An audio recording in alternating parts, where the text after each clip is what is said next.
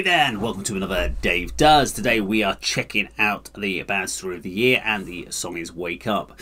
I have done Story of the Year at least once. I do remember the name of the band, but I can't remember what song it was that I did. It was a while ago, probably about a year. This is a Patreon request. This is where the Patreons who support the channel get to pick up to 3 songs per month for me to check out. So this is one of my Patreons' songs they want me to check out, and I'm more than happy to do so. There is no pausing or talking during the video. I share thoughts and feelings at the end. Let's get straight into this. Count it in. 3, 2, 1, go.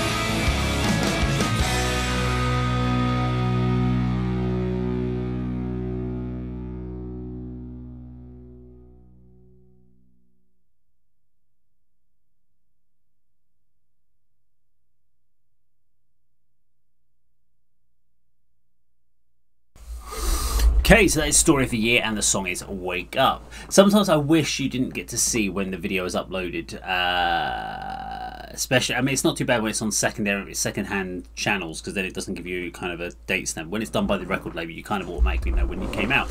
The reason I say that is because I always love listening to songs and trying to date them by ear, because generally, I mean, I was going to say when I was listening to it, I was like, this feels like an early 2000s, mid-2000s, like 2005, 2006 kind of era song that I saw. It came out in 2008, so I was like, okay, yeah, it's in that sort of ballpark figure.